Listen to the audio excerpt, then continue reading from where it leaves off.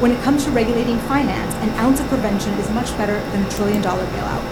As innovators look forward, regulators and Congress must make sure that we've learned the lessons of recent history. Though no one wants to stifle innovation or to see the U.S. lose its competitive edge, we should remember that much of the deregulation that led to the financial crisis was justified on these very same words. Just two examples. The derivatives market was deregulated because industry experts promised that innovative and complicated new products hedged risks. Investment banks and regulators relied on very sophisticated mathematical risk models for risk management instead of old and outdated rules. Not wanting to stifle innovation, derivatives were deregulated in 2002, which led to a $600 trillion market that no one was watching too closely. As financial regulators discovered in 2008, the complex risk models had not hedged its risk at all, but had merely placed many of them on books of their counterparties. The entire sector was exposed. The innovation, the math, and the technology was not the problem. The problem was the humans. Similar promises and assumptions were made about the new and innovative money markets in the 1980s that were also similarly deregulated.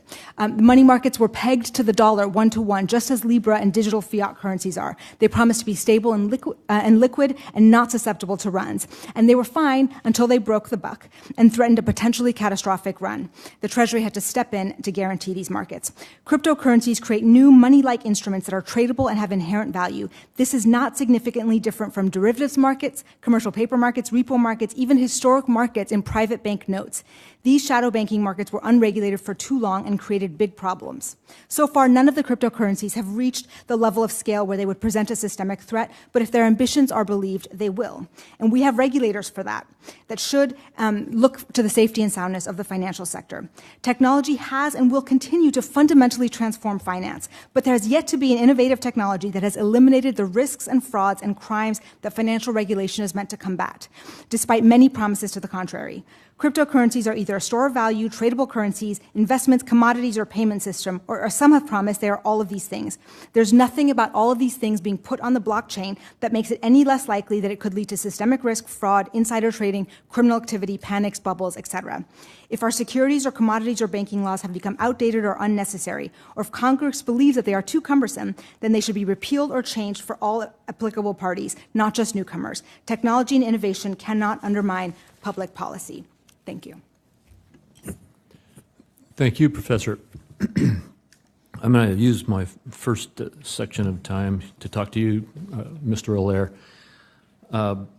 It's been 10 years now since Bitcoin was first issued, and the digital currency marketplace has evolved and grown. I think one of you said 2,200 currencies right now, cryptocurrencies right now. Given this innovation and their complexity, it can be difficult to understand the differences between products and their benefits and the challenges that are raised for regulatory climate. Mr. Allaire, how can the U.S. develop a more comprehensive approach to digital currency and blockchain regulation while still acknowledging the unique aspects of different projects? Thank you, Senator. I think your comment is very accurate in that we have seen tremendous development over that period of time. As noted in my testimony, there's over 2,300 different digital assets that are available publicly in some form. In my testimony, I do outline in great detail the kind of different categories of digital assets. It's very easy when one hears about Bitcoin or Libra to sort of assume this is all the same stuff. And so I think one of the very first things for regulators and policymakers is to really distinguish between the different types of digital assets that are emerging. We see, obviously, these kind of non-sovereign digital monies like Bitcoin. There are dozens of others like that that have a focus on kind of privacy-preserving, transmission of value. They implicitly have a kind of monetary policy associated with them. And these kind of new commodity monies need to be regulated as we've regulated other commodity monies with appropriate types of financial crimes controls, as we've seen put forward in with FinCEN and FATF guidance. But also there's, I think, new things that happen in this space. The firms that store these assets, these are effectively digital bearer instruments. So not unlike diamonds or gold or some other bearer instrument, but they're digital, which makes them very, very attractive to people who might want to steal them, hence there's been so much activity around theft on these kinds of cryptographically secured assets. And so regulations around the custody of digital assets is a really critical need, and something that a number of jurisdictions have actually put forward and built very specific rules around how do we custody these types of digital assets. I think, as I've also talked about, some of the most innovative technology in this field are what I call blockchain platforms. And these are really general purpose infrastructures for record keeping, transaction processing, writing code that executes different types of contracts. And this is, I think, one of the most important breakthroughs that we've seen frankly, in the history of modern computing, and ultimately can lead to things like secure voting, new forms of governance mechanisms within firms, as well as innovations in financial assets. These types of assets, I think, have the broadest applicability and should be encouraged in their development. I think in the same way that we encouraged the rapid development of technical standards that made the commercial internet flourish. Let me interrupt and ask a further question. As I understand it, when it's been recently that Poloniex, the subsidiary of Circle, transferred its registration to Bermuda, and cited in that process, it was cited that there was regulatory uncertainty in the United States, which was a primary motivating factor. Could you explain that a little better? Yes, absolutely. I think the really critical issue is that many of these digital assets do not easily fit classifications that we've had in our financial system. We'd like to say, oh, this is like a currency, or this is like a commodity that you'd use or utilize in some way, or this has some feature that maybe makes it look like an investment contract. Many digital assets have features of all three. It's what makes digital assets, I think, very innovative, is that you can construct an asset that simultaneously incentivizes capital, incentivizes customer behavior, provides value in terms of access to goods or services and payments. And that's a breakthrough in how we can develop corporate forms. It's a breakthrough in how we can incentivize and develop businesses and technologies. Unfortunately, in the United States, the guidance that the SEC has given is extremely, let's just say, narrow in terms of what they would deem to not be a security. The vast majority of digital assets, if they were in fact treated as securities, as the Howey test application and the most recent staff guidance provides, effectively would mean that those are not accessible to U.S. persons, because the utility value of the asset would not be possible to function if it's treated as a security. So there's a fundamental mismatch between the regulatory structure and guidance that we have here and the nature of these digital assets. And so markets around the world are adopting these, and not just Bermuda, but Singapore, Switzerland, even jurisdictions like France introducing tailor-purposed definitions of digital assets so that issuers can feel comfortable with their obligations. There's investor protections associated with those and security and the like, but which don't try and jam these into the respective classifications we have today. So my time's expired, but to be sure I understand your point here, it would be, as a part of our policy approach, you're suggesting we should not regulate this set of innovations as securities. To the contrary, should. I'm sorry, I misunderstood the question. Yes, we should regulate these. I believe we need new definitions of digital assets as a new asset class, and that there are circumstances where there are investor protection considerations, there are trading and market considerations, there are also circumstances that have to do with utility, commodity, and end-user usage, and you have to be able to define these in a way where that can work. All right, thank you. Senator Brown. Thank you, Mr. Chairman. Professor Baradaran, welcome. Congratulations on your move to Irvine. Thank you very much. You seemed like you might be skeptical of Facebook claims of 2 weeks ago in this committee, like the one that it's barging ahead with an innovation that will serve the unbanked and underbanked. Would you, if you can kind of cite some history when innovators, financial service companies, others said that they wanted to bank the unbanked and the underbanked, and what actually happened with those kind of innovative financial services products. Yeah, this is not the first time we've heard that the main, and as Libra says, their fundamental mission is to serve the unbanked and underbanked. And I've heard this a lot from the crypto industry over the past decade. We heard access to credit being offered earlier. And one of the ways that was offered is in the subprime crisis. So the idea was we're going to lower underwriting standards and we're going to do the subprime market, the mortgage-backed securities market, and the CDO market. And one of the main justifications was to provide access to credit, to increase financial inclusion. With the tech companies, some of the fintech companies as well, they usually list that as the prime issue.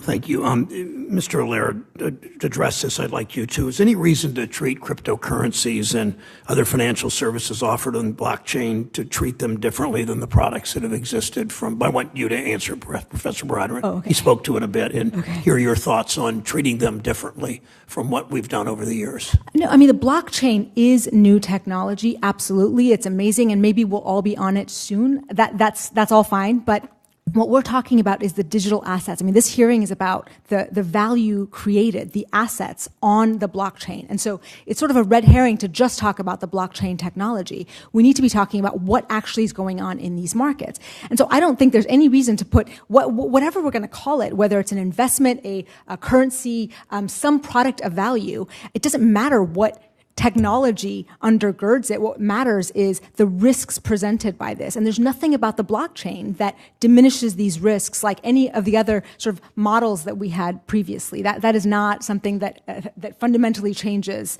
the things that regulations are meant to combat.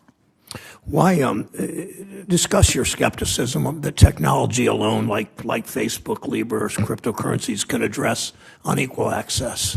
Yeah, I mean, the problems of the unbanked, like I said, are not technological problems, they're policy problems. We have the technology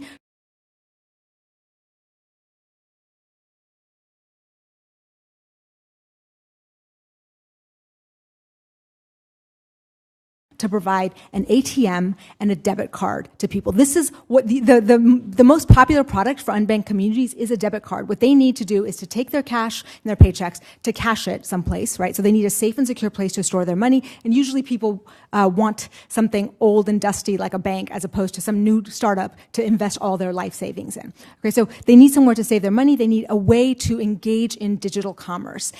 So we have all of these banking deserts, especially in rural places, and all we need to do is allow some access for that point of contact cash digital. And none of these cryptocurrencies can do that until there is wide scale adoption, and this currency would be acceptable by every single point node that these people are using these payments. And that's just, it may happen, but there's many easier ways to do it. You compare cryptocurrencies in some ways with going back to the gold standard. Some at the Feds have commented on that. Why is that a problem? Well, like Mr. Allaire said, his company is a minority in this field. Most of it wants to rewrite monetary policy and go back to relitigate those debates about whether fiat currency is a good idea. Our Federal Reserve has a charter to create elastic currency. That is a debate that we have litigated in this Congress. And if we want to relitigate the merits of gold versus fiat, this would be the place to do it, not at some startup. And so what's happening in the Bitcoin and the cryptocurrency market is a lot of these companies just want to create an alternative to the U.S. currency, to the U.S. dollar. And I understand their frustrations. I can't imagine this body would want to delegate that money-making authority to the private market. Thank you, Mr. Chairman. I'll just close. Your comments about the Federal Reserve, I think, ring true that they have the authority and the ability to modernize their payment system, and I'm worried that if they don't move quickly, Facebook or Wall Street or some tech company will use it to squeeze more profits from hardworking families and community banks, and will break that critical public infrastructure. So thanks for your comments. Thank you. Thank you. Senator Warner. Thank you, Mr. Chairman. I want to say I really appreciate the fact that you and Ranking Member Brown have had this second hearing on this issue. I think it's really important. I do think blockchain, distributed ledger technology, as the professor indicated, Mr. Allaire indicated, has great potential. I am a little intrigued that we're basically 10 years almost into this, and even in countries that have not had the kind of regulatory oversight we've had, we've not really seen a full breakout. And I'd like to get to that at some point. I want to start, though, with Professor. One of the things that Mr. Marcus from Facebook said the previous hearing, that if we're going to go with Libra, there was going to, in a sense, be a one-to-one relationship. To me, that does sound a little bit like gold standard. And what would be the effect if this were to become a extraordinarily popular currency? How could this association, the Libra Association, acquire and hold on to enough assets to be able to allow that one-to-one? And I'd love to have a brief comment from everybody on this. It does seem like the gold standard or like the money markets, but one of the things that differentiates is every time we in the United States have had a gold standard, it was still backed to money created by the government. So we've never had a pure gold standard. And this is what Libra would advise. And so you'd have this bucket of currencies that would be worldwide. So what happens if everyone in Greece all of a sudden invests in Libra? That would sort of destabilize the US dollar. So if we're going to have a basket of currencies and no sort of central issuer, there are potential problems. I'm not saying they can't be solved. But wouldn't you also have to have, in a sense, enough basket of currencies that would be available on almost a as-needed basis? Yes. And again, if you're talking not millions or billions, but hundreds of billions or trillions potentially, I don't, Mr. Allaire, do you think that really is what Marcus meant, that there would be a literal one-to-one? Yes, thank you, Senator. My understanding is that, yes, it is a one-to-one based on a mixture of reserve currencies that they would ultimately specify. I would like to comment on this particular topic. I think it's critical, which is, the first wave of these private monies, like Bitcoin, decentralized private monies, were very much focused on establishing a global digital currency with a very specific monetary policy ideology. And those will continue to grow and very likely flourish to the degree that people are interested in pursuing that form of store of value. However, the critical mainstream use cases for the financial services sector built on blockchains has really required the development of what we refer to and the industry refers to as these stable value tokens or stable coins, Libra being an example of that. But these have been around for a number of years. And 2 years ago, with one of the other leading companies in the industry, Coinbase, we created a consortium to develop an open standard for stable value currencies to work on blockchains. And we launched in Q4 of last year the US dollar coin, which is not a basket, it's US dollar coin. And it's a one-for-one backing model as well. I still don't understand how you fully aggregate that one-to-one backing, but I want to get to a couple more questions quickly. One is, if the Libra approach has got a basket of currencies, don't you have currency risk there?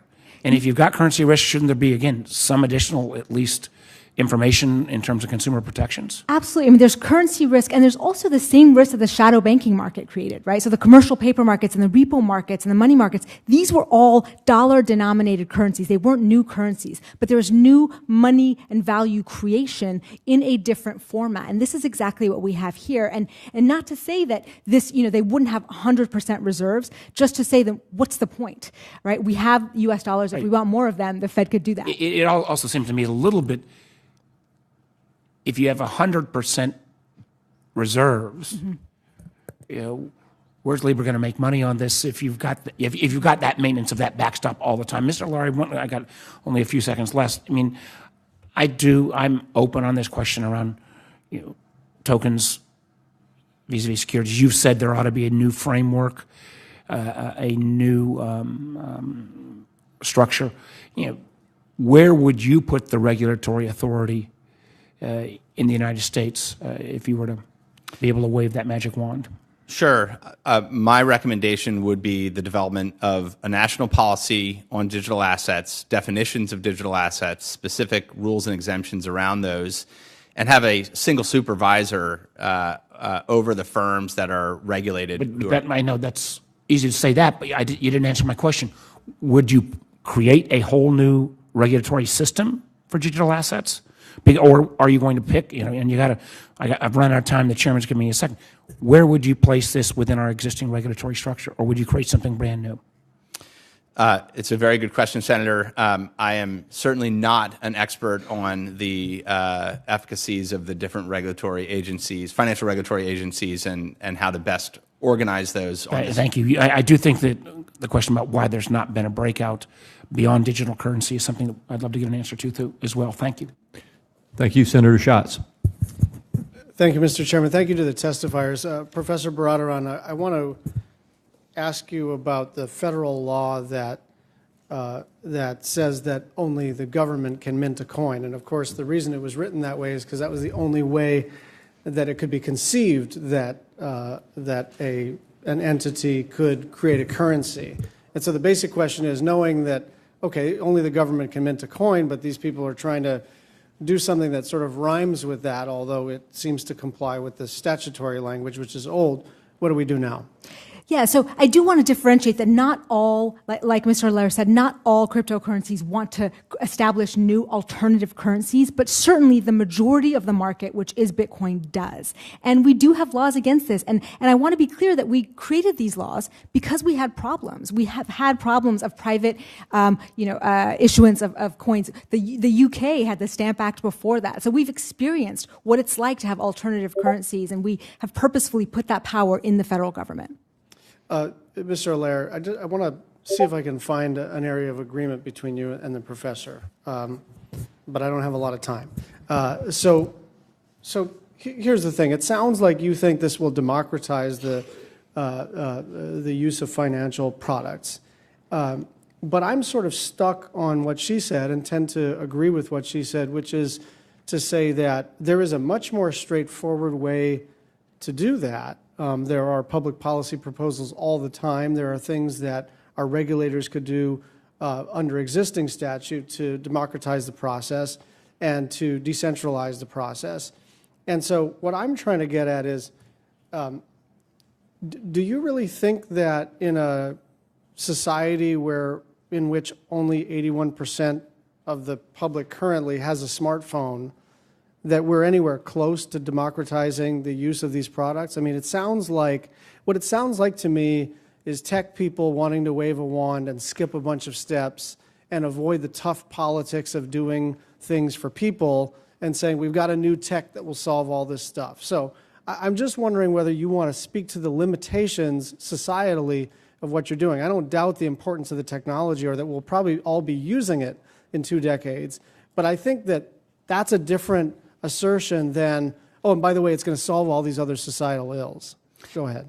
Well, first, I think the motivations for founding this company in particular circle, and I think a lot of the entrepreneurs, computer scientists, economists, cryptographers, and others that work in this field is not focused on financial wizardry and how to, get rich quick. There is certainly a fair share of that.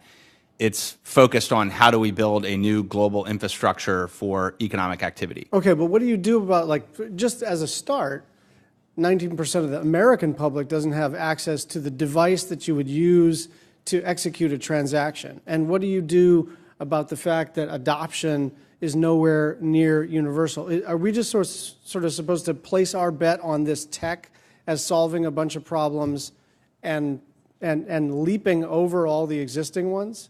No, I don't think so at all. I think, first of all, these technologies develop over time. In 1998, the internet existed, but no one had broadband access.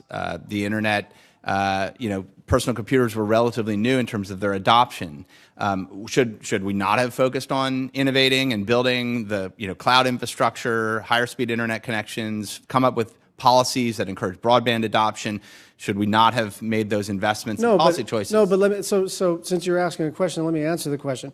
The important thing here is to understand what this tech does and what it doesn't do. Because if we're going to establish a regulatory framework for this tech, we need to not be so triumphant about all the problems that it's going to solve, but we also have to be clear-eyed about the problems it may create, but also the potential for it. And so when tech executives and their funders talk as though all of societal ills will be solved by a new code, you will forgive us if we're a little bit skeptical about all of that. I don't doubt the potential for this tech. I just don't think it's actually going to bank low-income communities, and I don't think you've persuaded anybody here that it's going to do so. So there is no silver bullet from technology, very clearly. These are human issues, and they're real policy issues. I think the risks that we have to address in the financial system, whether it's access, criminal abuse, data security, privacy, those exist significantly. This technology actually does provide an avenue to improve upon those, but there's no silver bullet here. This is people who have to build and innovate and collaborate with policymakers. And I'll take the professor's answer for the record, if you don't mind. Thank you. Thank you. Senator Cortez Masto. Thank you. Thank you, Chairman Crapo and Ranking Member Brown, for this important discussion, and thank you all for being here. Let me follow up on that, and let me start with you, Mr. Allaire. I do think that blockchain technology, there's potential for it. It is the future. It's a platform that has the ability to transform so many sectors of this country, from what we are talking right now, the financial sector, to the energy sector, right, to healthcare records, to everything. I think there's potential here. And it's not going to go away. It is something we have to address, because if we as a country do not lead in this technology, China or some other country is going to do so. So, Mr. Allaire, let me talk to you about this, because you talked about defining digital assets. When you're talking about that, are you only talking about it as it pertains to the financial sector, or are you looking at other potential areas where blockchain can be used in our economy? So, thank you, Senator. These in my written testimony, I talk about this category of digital assets, which are often called, tokens or tokenized digital assets. So that's just as it refers to cryptocurrency, some sort of currency? It is not necessarily. So Okay. you may have a token that represents votes. You may have tokens that are associated with healthcare records, Right. as you said. The breakthrough here is that we have a public, secure, tamper-proof infrastructure that's evolving and emerging for record keeping and processing of data that is more resilient and ultimately more private than some of the infrastructures that we have today. And that can be applied in many industries in many significant ways. A lot of the innovations that are happening with these digital assets that are built on blockchains may have some fundamental utility within an industry, a business, a product, a service. But that digital asset also may be associated with some financial characteristic. And the coupling of the utility and financial characteristics is part of what makes these innovative. And it's the definitions there that I think really need to be more clearly defined in the United States in particular, in order for businesses who want to build on this to be able to innovate and issue new types of digital tokens that can be applied very, very broadly in many, many industries. Thank you. And so, Professor, would you disagree with that? And is your concern more on the financial sector piece of it? Yes. My concern is on the digital asset side. The blockchain is neutral technology. It can be used, like Mr. Allaire said, in voting and all these other things. I do want to point out, though, that the blockchain has potential to be more secure and reliable. So far, it has not been.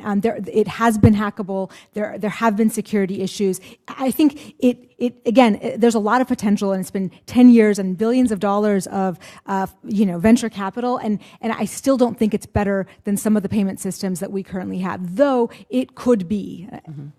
Okay. So when you talk about, and let's go back to the unbanked, because in Nevada we have the highest rate of underbanked adults in the state, in our state, as opposed to the rest of the country. But can you do me a favor, and can you expand on why you think new digital currencies will not meet the banking needs of rural and low-income residents that are not well served by our current banking system? Yeah, I mean, the problems of low-income and underbanked customers is not that they are unsatisfied with the current technology being offered to them. The problem is that they live in banking deserts where there is no place for them to take their cash. In Nevada is a huge cash-based economy. Where do you take your cash to put it into a savings account that would then give you a debit card that you can use in e-commerce? There is no place to do that because of a variety of reasons, but mainly because banks have no longer are interested in serving those customers. And so how does any technology, any digital-based currency absolutely help when people are operating in cash. Now, do we need to get people off cash? Absolutely.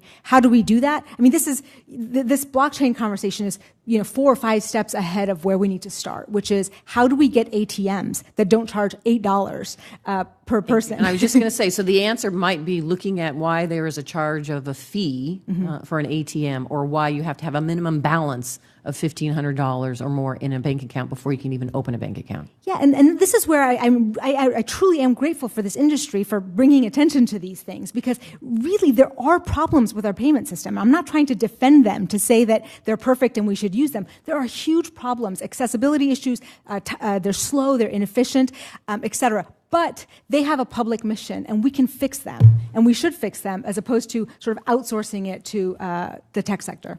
Thank you. Appreciate that.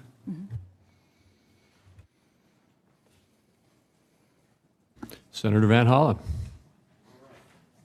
Thank you, Mr. Chairman and Ranking Member Brown, and thank all of you for your testimony. I've been trying to listen from the TV monitors, and I want to thank all of you for your testimony, and I appreciate the series of hearings we've had on the subject of cryptocurrencies and new technologies, but I was listening to you, Ms.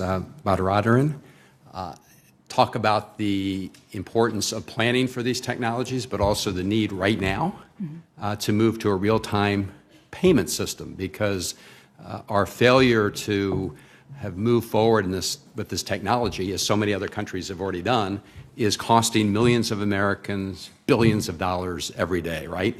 Absolutely. Yeah. And, Mr. Chairman, I hate to sound like a broken record on this whenever the Fed chairman or other members are here. I urge them to move forward right away on building out that faster payment system. I hope that they will make a decision soon. Let me just, if I could, Mr. Chairman, put in the record an article, and the headline, this is a Post article from a little while ago, headline, "A former bank CEO named his boat, quote, overdraft, now that the bank is in hot water over the fees." The point is that for people who are living paycheck to paycheck, the inability to access their funds in real time is costing them a huge amount of money in fees and overdraft. Could you, Professor, just again elaborate on what it's costing the public right now, and how we have it within our power right away to move forward on it on this front? Yes, and if we're worried about the U.S. lagging behind, this is a huge area where we are lagging behind other countries. And in the bill that you introduced, real-time processing is essential. So if you don't have a buffer of wealth, if you don't have a big bank account, you need to spend your paycheck as soon as you get it. And this is why people go to check cashers. They'd rather pay 10% of their paycheck just to be able to use it to pay the rent and buy their groceries. Instead, if they go to a bank, they put their paycheck in, and 3 to 5 days later, or 3 to 5 business days later, they would have to go back to the bank to be able to get that. That is a main reason a lot of people don't use bank accounts. And so what does it cost them? Well, not just the check cashing fees, but the money sucked out of their accounts with these fees also makes them rely on payday loans. And there, of course, you've got 300% APR and just more wealth being sucked out. These are really simple problems. And I think part of being poor is that there are a lot of problems that other people don't realize that you have. And I think we need to have a little bit more compassion about what it's like to not have that much money, and how we can make their lives better. Well, thank you. As you mentioned, Senator Warren and I and others have introduced legislation to move forward in this area, but really the Fed has it within its power and authority to do this right away. Can you just talk a little bit about how they have that authority and your view that they should move forward immediately to catch up with many of our global competitors? Yes, they have the authority. I mean, they say that they're studying it. I don't know how high on the priority list it is, but I think it should be. As the Brookings Institute pointed out, the low-income people are sort of spending billions of dollars in overdraft fees. We could actually just put that money back in their pockets through adopting this very simple technology. And yes, I think the Fed should definitely do it. I appreciate that, Mr. Chairman. I'd also like to put in the record another article from FinTech entitled "Go Slow on Libra, Speed Up on Faster Payments." And Without objection. Thank you. It makes the point that some of us have been trying to make, which is that the Fed, again, could do this now and really provide relief and put billions of dollars back into the pockets of working people. And I hope they'll move forward quickly. In the meantime, we will continue to push for our legislation. Thank you. Thank you, Senator. Senator Tester. Thank you, Mr. Chairman. Thank you, Mr. Brown. Thank you, or Ranking Member Brown. Thank you, folks who are testifying. Dr. Nelson, I guess the first question for you is do you believe that, do you agree that cryptocurrencies are leaving the U.S.? Sure. It's certain that other jurisdictions are sort of out ahead of the United States and trying to become cryptocurrency hubs. Okay. Yeah. And so do you think that they're leaving because they're looking for a safe haven to avoid regulation, or is there another reason? Some of the cryptocurrency hubs are actually using regulation as a way to attract cryptocurrencies to their borders. It's not a... So increased regulation. Well, not necessarily increased regulation, but perhaps clarity over regulation, that by giving regulatory certainty to consumers and businesses in the cryptocurrency market, they're getting out in front on that and attracting cryptocurrencies to their jurisdictions. So one of the things that was brought up, and it's been referenced several times in the hearing with Facebook, but one of the things that is of concern, I think, with you and others is how do you prevent bad actors from laundering money that are financing terrorist activities or whatever? Any ideas in that vein? Sure. Money laundering is a huge concern for cryptocurrencies. Countries around the world are looking at their money laundering regulations and how to address cryptocurrencies. Even the cryptocurrency hubs like Switzerland have money laundering regulations. They're working to make those more robust. The Financial Action Task Force at the international Do you believe level. they could be, you believe those regulations could apply to cryptocurrency and have them work? And have them work? Well, I think money laundering continues to be an issue. Financial Action Task Force is trying to update its regulations to get in front of the technology. I think it's a continuing concern. So the question is that, is there a way to put a regulatory design in place that will discourage money laundering with cryptocurrencies? I think some of the licensing and reporting requirements, transparency requirements can help address some of these concerns. Okay. The Facebook fellow who was here I asked him a question about what happens if the accounts get breached. The same way my credit card, it has happened on occasion, and it hasn't cost me any money. The banks have taken care of it, thank God. And I think it may have happened, it happens to everybody at some point in time through no fault of their own, I might add. So the same thing could be applied here, and his response to that is that they have a one-to-one backup on the dollars. I don't know if you watched that hearing or not. You did. And any of you can respond to that. That seemed to me to be, I mean, that's incredible to have a one-to-one leverage. Do you think that's real? I think one of the concerns about the Libra is how the reserve assets would function. They pledge to have safe assets today, but what's a safe asset today may be less safe tomorrow. So even if it's backed on a one-to-one ratio, will that always be true in a safe asset? And then what happens if there's a run on Libra, if it is being used as a global currency used by billions of people? So and you can answer this too, Professor, if you'd like. Go ahead. Yeah, I mean, it is, there's what Facebook sometimes states it's going to do, and then what they end up doing, and then, oops, sorry, we were going to do that thing, and So we accidentally didn't. Would it kill cryptocurrency if in the laws that we are probably going to be passing, because I don't think we're going to leave it entirely up to the regulators, since they brought it up, if we stipulated that there had to be a one-to-one?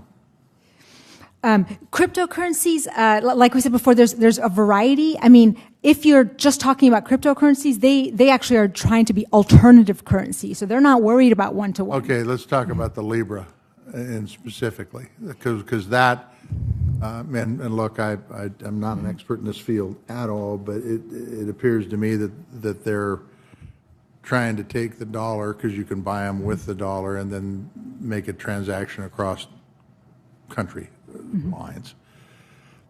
In that kind of a scenario, which is what I interpret them to be offering up, would a one-to-one be something that we could require without putting them out of business? Or would that be good, prudent fiscal responsibility? I mean, I think we still are unsure one-to-one to what. It's not just dollars; it's a basket of currencies. So, what is that other one? So, in Libra's case, one-to-one to every Libra, they've got the equivalent dollar amount behind it. Is there? I take it what you're saying is there's ways to game the system if they want to game it, regardless of what we say. I mean, as we say in law, I mean, definitions are tricky. You can define something as a one-to-one, but what does that mean? One-to-one to what? Right. Yeah, okay. Well, I appreciate you all being here. I would just say that I think this is coming, and we have to be ready for it. And I think that all three of you can be an incredible resource to us as we figure out how we're going to deal with it. Thank you, Mr. Chairman. Thank you, Senator. I'll go to another round of questioning, and I want to start my questions this time with you, Dr. Nelson. In your report, you described the different approaches that different governments have had to cryptocurrency. What are some of the key attributes of countries whose regulatory frameworks are considered more accommodative? And how do they approach issues relating to money laundering and the other types of issues that we're talking about here? Sure. Some of the countries that are trying to build themselves as cryptocurrency hubs are really trying to adopt clear regulations at the outset on how cryptocurrencies are going to operate. This is to give regulatory certainty to consumers and businesses who want to use cryptocurrency regulations. That said, some of the regulations have been described as more favorable to cryptocurrency industries. So, for example, in Switzerland, I mean, they have regulations for money laundering addressing cryptocurrency. They have provided guidance on how ICOs should be treated as in regards to securities regulations. They provide guidance on what kind of licenses cryptocurrency industries need to operate within Switzerland. So it's not that these countries are trying to shirk regulations. They're trying to provide certainty while also balancing innovation to encourage the adoption of cryptocurrency. So it's not so much that they're trying to create the Wild West, so to speak, and invite folks to come there because there's not really significant regulation. It's that they are providing clarity. And, well, maybe, Mr. Allaire, you could address that. Sure. You know, as we looked at the ongoing expansion in our international business and operations, we you know, it was very clear to us that for our non-U.S. Business, you know, the U.S. regulations are the U.S. regulations, and what we do here is exactly what the law stipulates. But outside the U.S., you know, there are opportunities for digital assets and blockchains that are larger, and so we spent time to look at all the different jurisdictions, and the things that we were focused on as a firm were, we wanted there to be an actual high bar from a regulatory perspective, meaning that there needed to be, you know, significant, serious firms where fundamental risks were being supervised, enterprise risks, cybersecurity risk, financial crime risk, anti-money laundering risk, and most critically, in the case of digital assets, custody risk, the protection of these assets from theft, having the appropriate insurance around them, but also clear definitions. And I think this gets to what one of the other panelists has said, and I've said as well, which is very clear definitions about what constitutes a token or a digital asset, to provide that kind of clarity to businesses that want to operate there. Whereas I think in some other jurisdictions, including the United States, there's an incredible gray area. It makes it very difficult for businesses to know where they stand and where to operate. So those are some of the things that we considered and have found in other jurisdictions. So I want to get into data privacy, and I may have to do that after Senator Brown takes another round. But in the last couple of minutes that I have here, help me understand if a digital currency is to become global, like Libra seeks to do, how does it do that? How does it get global acceptance if it faces 190 different countries with different jurisdictional issues and different regulatory systems? And maybe another way to ask my question is, if the United States were to decide, and I'm not saying that it should, but if the United States were to decide we didn't want cryptocurrency to happen in the United States and tried to ban it, I'm pretty confident we couldn't succeed in doing that because this is a global innovation. But how would a company that wants to create a cryptocurrency that has global reach get into the United States, or how would that impact the United States? You see the question I'm asking? I'm happy to take part of that, Senator. I think the challenge that we all face with this is, some of these cryptocurrencies they're literally just a piece of open source software. There's nothing else. It exists on the internet. It's open source software. Anyone can implement it. It runs anywhere the internet runs. And these have a monetary policy where these assets are algorithmically generated, and they exist everywhere the internet exists. They will soon exist, interstellar. They will exist, again, anywhere the internet exists. That is a challenge that every government in the world now faces, that money, digital money, will move frictionlessly everywhere in the world at the speed of the internet, hopefully with a high level of security and data protection around it. One of the promises of this technology very specifically is a higher standard around privacy, a higher standard around confidential transactions and data protection. That's one of the core infrastructure focuses of these blockchains. And so I think those needs can be met. There's the flip side, which is how does law enforcement get its job done, and how do 190 countries get an agreement about that? FATF guidelines, for example, that are specific to virtual assets have come into place, which I think could be a roadmap to that as well. I'll have to ask Professor Baradaran and Dr. Nelson to either answer. If I can get to another round, maybe I will. We can answer that question then. But Senator Brown? Thanks.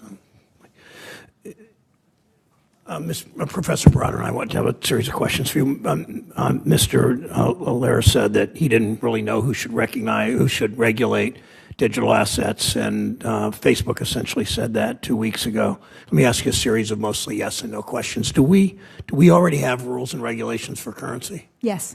Do we have rules and regulations for securities? Yes. And do we have rules and regulations for payday loans? Yes. Sort of. Sort of.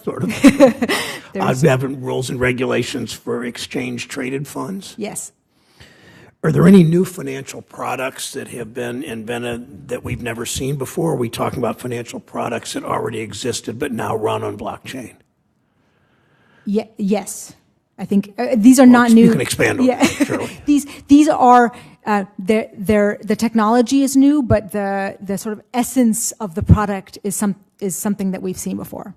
So if there aren't really new products, why would we need new rules and new regulations? I mean, I think it's important to have clarity. It's very important for people to understand what it is. I don't think we have to reinvent the wheel on any of this stuff. I think we have clarity in each of the jurisdictions. So to the extent a digital asset hits the currency model or the securities model, we've already sort of debated those models, and we can enforce those rules. Are you concerned that tech companies seem to be pretty strongly resistant to rules and regulations?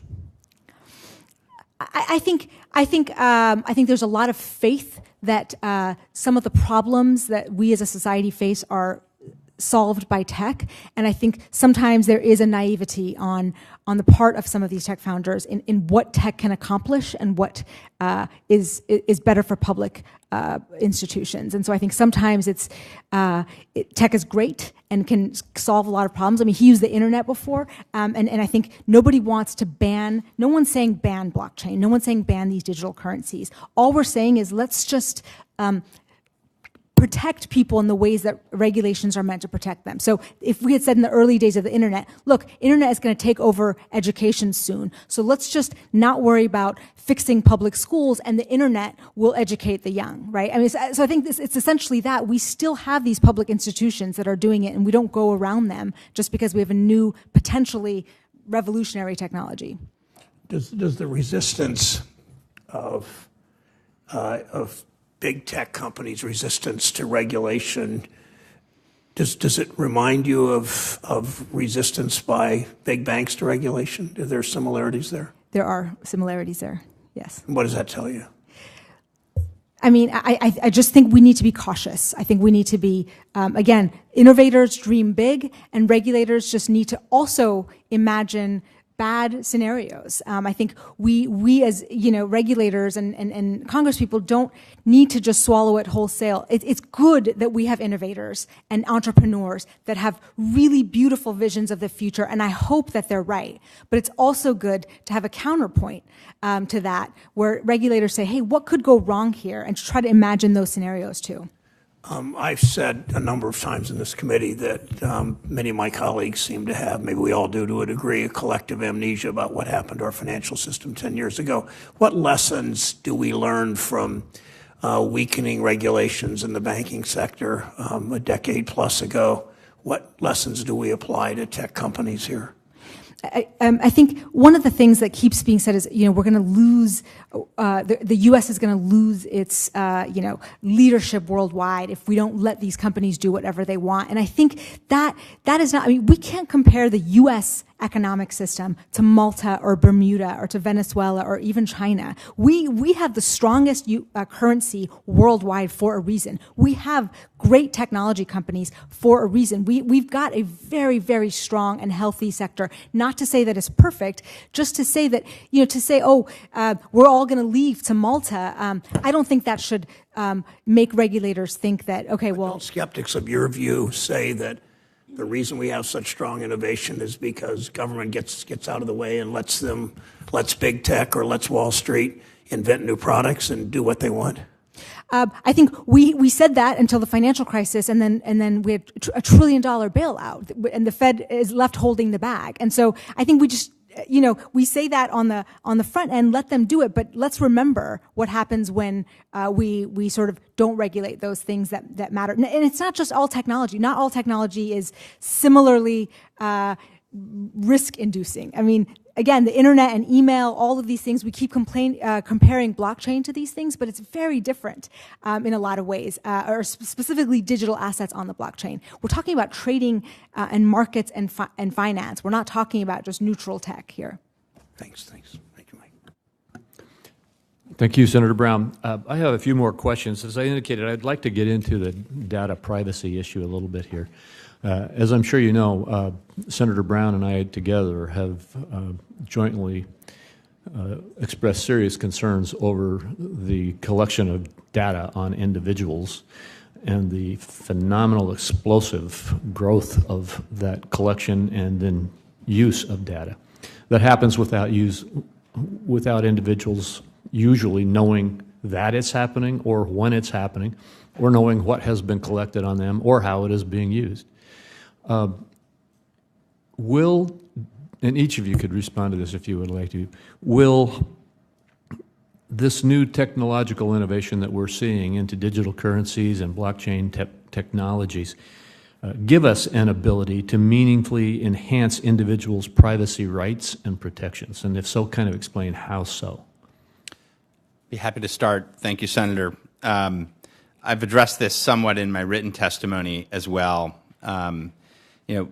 If you step back for a moment and you look at these public blockchain infrastructures that are being built, they're designed in a way to provide a global, open record-keeping system that is highly secure, that is very tamper-resistant, and which can work in a kind of interoperable way all around the world. One of the killer apps, if you will, that is being explored to build on top of these. And there are many, many projects, startups, companies, governments even, that are working on this, is the development of essentially new standards for what is often referred to as self-sovereign digital identity. The ability to have a digital identity where you as an individual have self-sovereignty over who can access attributes of your digital identity, how they can access it, the ability to provably demonstrate something to someone, say, someone needs to know your age in order to conduct a transaction without having to disclose to them your address or other information. So the ability to have much more fine-grained, selective ways to attest through attestation methods to attest to who you are or what you do without actually having to transmit all of that sensitive personal information. The data breaches that we have today, the massive privacy violations that happen continually on centralized internet services, those are the core issues that blockchain infrastructure is being designed to try and address. So it's one of the areas I'm most hopeful.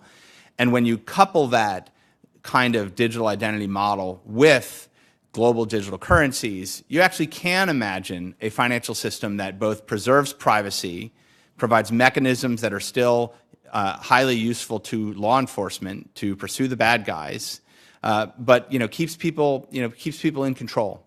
And so I think those things are very much becoming possible in front of us. There are still needed policies around that, around who can add elements to these digital identities and how they're accessed and reporting and other things. So there's absolutely the need for very clear laws and policies. But it is a technical breakthrough that is emerging that could solve some of these issues. So before I go to Dr. Nelson and Professor Baradaran, going beyond financial transactions, could this innovation or technology that you are talking about, could that be used outside financial transactions? For example, somebody surfing on the web or looking to buy a washing machine on the web and having their identity grabbed or having their search identified and then utilized in artificial intelligence to manipulate them. It could be applied. It could be applied in putting people in more control over who's accessing their data and how when they're interacting with any digital service, not just financial services. So it's applicable very broadly. All right, Dr. Nelson or Professor, would either of you like to? Sure. I would just add that Facebook has totally changed the debate about privacy and cryptocurrencies. We used to focus with cryptocurrencies on whether they gave users too much privacy and that it allowed bad actors to engage in nefarious activities. Now with Facebook's Libra, the concerns about whether users of cryptocurrencies will have enough privacy and the potential for economic transaction data to be merged with other data about users on the internet, including other Facebook platforms. And this issue then ties into the differences in regulatory approaches taken by countries around the world. Countries regulate privacy differently, and so if you have a global currency with different regulatory approaches relating to privacy, this may be something that regulators really want to address and get in front of. Thank you. Professor? Yeah, I was going to say, there's two different kinds of privacy. There's, do we want to privately buy drugs, child porn, or send money to terrorists? No, and we have laws for that, right? So we don't want that kind of privacy. But we also want the privacy of, Facebook not using algorithms and data to target me, knowing, oh, she's sad and doesn't have enough money in her bank account, so I'm going to give her a payday loan when I know that she's going to take it up. That's the kind of privacy where it's not individually. Maybe they don't know me personally, but they know the type of person I am and what kind of mistake I would make. And so those are the kinds of things. They're two very different types of things. And like she said, Facebook presents a kind of a different problem than Bitcoin, which is popular for people who want to buy illicit and extra legal drugs. And this is why you see Venezuela, Iran, and other countries with sanctions wanting to evade them using these platforms. Anybody want to add anything else to that? Well, there are obviously tons of questions here. I have a lot more myself, and as we move forward, I'm sure that we'll be communicating with you to get your advice. We appreciate you all coming today and sharing your information and expertise with us. This is obviously a very critical issue. As I said at the outset, I want the United States to stay at the forefront of essentially engaging in and hosting and managing and regulating this new creative technology and the innovation that will flow from it. I do believe that it has some incredible potential that can be utilized for good. And it does have incredible risk that can be utilized for bad, and we just need to get a handle on that. I appreciate your coming here today to help us out on that. With that, this hearing is adjourned.